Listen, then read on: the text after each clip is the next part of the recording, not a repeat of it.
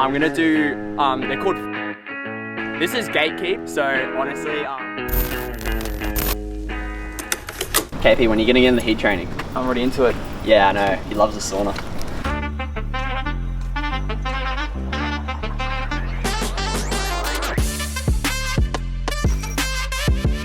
Yeah, so we did 4K, just nice and cruisy. Beautiful spot down at the Brisbane River, New Farm Park. Pretty iconic spot. If you watch a lot of old school Fog Dog videos, even my old school videos. For my warm up as well, I guess like a bit more of a modern day warm up. I do a bit of threshold. Classic Brisbane. And yeah, so a bit of I guess a modern warm up is, yeah, do a bit of threshold in the warm up. Because I'm doing a 5 mile threshold run today, which is 8K for all my metric viewers, I guess. Yeah, I'll do a 2x400 at threshold off 30-second recovery, just kind of rolling the pins out. I guess in comparison to normal strides, just prepares the body a lot better. Yeah, it gets all the systems firing. It actually spikes the lactate a little bit, which is what we kind of want. Strides don't really spike lactate. It's only a 15-second, I guess, stride or whatever. So by doing a bit more of a continuous kind of, yeah, threshold rep, spike the lactate a little bit, so then we're not, you know, when we start the workout, we're not shocking the system. So yeah, shoes today as well, on Cloud Boom Echoes. Not my favorite shoe, but I was saying to Sota before, like they're almost like a mix between old school flat and a super shoe.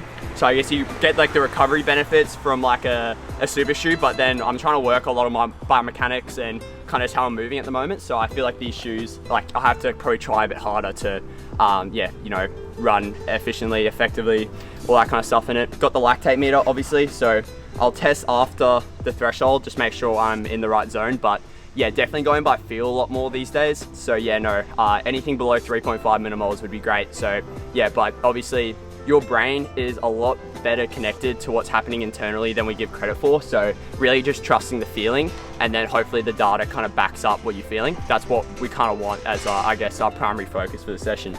But yeah, that's enough yapping. We'll get cracking. How often would you do like a session like this where you're doing a long tempo? Oh yeah, so I usually do like threshold like intervals, but I guess especially because I'm transitioning to more like the cross country season in the States, it's an 8K, 10K cross country race. I think there's a bit more need for continuous tempos at times. I'll probably hit one like once every 3 or 4 weeks, once a month per se. The lactate's going to accumulate over the session in comparison to doing intervals, and you won't be able to run as fast, but obviously when I'm racing for 24 to 30 minutes, it's probably a little bit more need to actually practice continuous running. What I found in my last block is I probably didn't do enough of it. When I ran a 10K at Launceston, I ran 30:10, which was a great run, but I've run 14:10. I probably should have been able to run under 30. And I think a lot of that was, I just never practiced running anything longer than like a 2K or a 3K rep. So definitely something for the cross season I'm gonna try and implement a bit more is still using kind of like a sub T. Like Mike Smith of NAU does it a lot. At Buffalo Park, they do like, you know, 7, 8 mile or like 11 to 13K, almost, yeah, sub thresholds. And that's kind of what we're doing this morning. Just taking back a bit. I'm still building back up, but yeah, no. For these threshold 400s, 30 seconds rest, we're just gonna go around the park. It's 800 meters, 880 meters around. Yeah, no, perfect loop for 2x400. You don't wanna do the threshold 400s? Oh, just do a few strides. All right, he's old school KP, so he loves the more old school approach to, see his body, his system's gonna get shocked. Nah, he's a sub 29 minute man for 10K, so you know 320 is gonna feel like nothing for him. Walking park, marathon pace. Ready?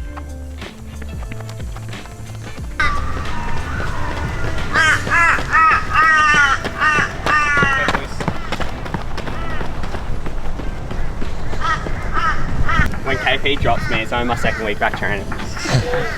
Let it be known. Yeah, just put it out publicly. Alright, that was 74, so yeah, T. And yeah, go cracking now. 5 miles. Sweet. Cool. Let's go. Ready?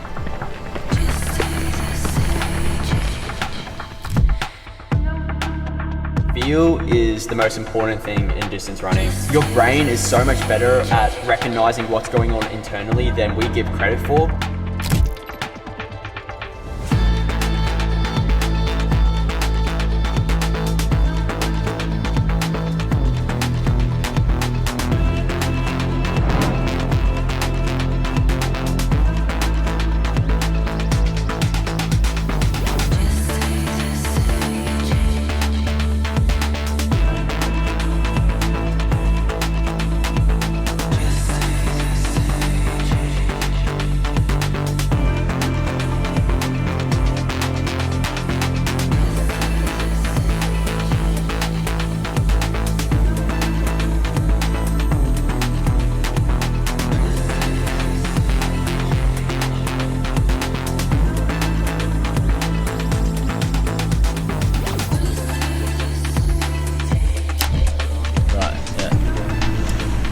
How'd you do it? Yeah, not bad. Like, honestly, effort felt good, like felt relaxed legs, but yeah, no, just like that continuous tempo, like that breathing stuff, like after like 4K is definitely something I gotta try and work on. Like respiratory rate's really important in the threshold. That was probably more like a real true T, like real like LT2 anaerobic threshold, which is fine, but when you're doing like 8K, you know, you're probably doing like 26 minutes of like an hour effort. Like, of course, it's gonna get pretty like somewhat difficult by the end, but heart rate was really good, which is another like I guess metric I use to kind of gauge effort. So I guess like when everything correlates, it's good. But we'll get lactate now as well. We'll see what we're measuring at. Sweet. I'd probably predict about high threes, I think. But if it's any lower than that, that'd be ideal. I want to learn how like in Ingebrigtsen's, yeah, he like opened it, put it in without even touching it. Yeah, he like put it in without even touching it. Josh showed me, and I was like, damn, I need to learn how to do that. Huh. I guess he's been doing it since he was like 13. So. Do you prick ring finger? Yeah. Yeah. But like, I don't know if the camera can pick it up. It's got a bit of trauma on it. But it's alright. I don't test as much as I used to. Definitely like a learning I've had since I've started doing it is letting kind of the lactate meter dictate too much. So now it's like I just test at the end of sessions to hopefully correlate feel with data. Yeah. As I kind of mentioned before. Yeah, once you've done it so many times, it's better to learn how to go by feel. 100%. Will I get exposed on camera? Is the real question. Oh, I've had really crap ones where you have to wait a minute. Yeah. How about that? I literally said high threes. Yeah, so what I'm actually gonna do now, because that's probably a little higher than I wanted, I'm gonna do, they're called flush reps. This is gatekeeped, so like honestly, I started giving it to some of the athletes I coach. It's doing 40-second reps at like 10K pace of like 80 seconds jog, and it lowers your lactate. So I'm just gonna prove it right now that it actually works. I'll go do like 5 40-second reps at like 10K pace, and then I'll test again, and it should hopefully be low threes. So yeah, no, Kai, you jumping into that, mate? Of course. All right, sweet, we'll get a crack of that.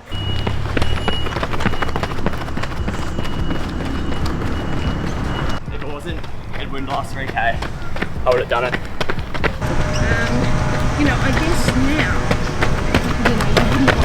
I did 4 just then, just 2 laps of the park, so just about a mile of them. Yeah, like I think we're running like 2:55 to 3 flights, so yeah, should be about like 10K pace. So yeah, I guess we'll test and see if my theory proves true. But it has in the past, so fingers crossed. Usually I wouldn't have tested after threshold, just because obviously camera's out. Have to play with the gidget. Surely. Oh wow. You didn't even have to prick? Nah, I usually have to, but yeah, it's a little bit warmer this morning. I'm a bit of an elite at it now, so hopefully I'll be able to.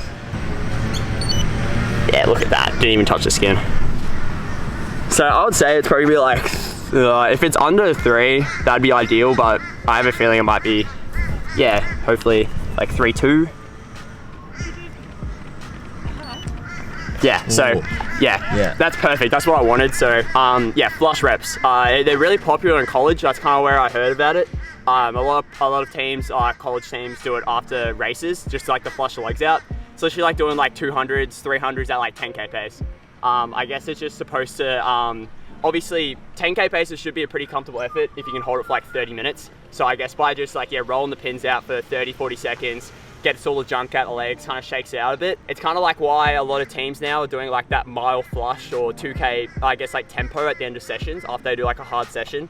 It's just, yeah, just to lower the lactate a bit, even though you're kind of running still at like an intensity. But yeah, no, that's perfect. Really good session this morning. So would have been pretty much like 8K at like 3:17s, 3:18s. And then obviously those 40-second reps at like 3-minute pace. So yeah, really good day. Go warm down now. And yeah, no, probably just do like 3K with the lads, and really happy with that. Breakfast time? Yeah, breakfast time. On the warm down, crazy thing. There was a pigeon on the ground, and I was like, oh, pigeon. And there was a lady like walking, and then the pigeon like swooped the lady. We saw a horse. Yeah, we literally saw a whole ass horse, bro. It was crazy. Nah, it was just a really big dog, but then kind of looked like a horse though. It was kind of funny. So there you go, there's the update from the warm down. Right, so why'd you do your warm-up in extra layers? I know you talked about it on Instagram recently. Yeah, like I go through kind of like phases of trying new stuff. Yeah, just like things that I could think like could help, especially like right now I'm like low volume, like I'm kind of getting back into running, so it's like looking at all these extra stuff. So biomechanics is one of the ones I talked about as well, but like the heat stuff, heat and altitude have been used for like decades, right? But altitude's a bit more of like an acute stimulus, as in like, obviously there's been stuff recently come out that says, all right, with altitude, you kind of have to race like a few days after coming down, like 5 days down after you come down, for example. And that's because it increases red blood cell count. So in your blood, you've got red blood cells, white blood cells, and plasma. The ratio, let's say it's 45% red blood cells, 54% plasma, 1% white blood cells. So heat training increases volume of plasma, and that's a bit more of a permanent change. And I guess there's like a theory at the moment, which they're kind of looking into. It's like EPO is produced naturally in the body. Obviously everyone knows EPO is the performance enhancing drug, but it's you know, in the liver, I believe, it's produced naturally. And if you increase that volume of plasma, obviously you're going to throw that ratio, that 45%, 55% ratio out, and then your body's going to excrete EPO more naturally. So that's kind of like the theory going on right now. But I guess heat training as well has been proven to help circulate more human growth hormone, which also people have used for doping for decades. And I guess it's just, yeah, overall really good for recovery as well. So like I do stuff like hot baths, sauna, I've been doing the rugged up runs, all that kind of stuff, just to, yeah, hopefully just get a little bit more stimulus. It also increases heart rate, which honestly isn't a bad thing. Even this morning, it was like pretty hot and I was wearing like a baggy tee and a singlet, and yeah, like obviously it was kind of uncomfortable by the end of the session, but like, yeah, I think it's just an extra thing that I've been trying. And another thing as well is I'm heading back to a Tennessee summer in the US where it's going to be high, like mid 30s in the afternoon.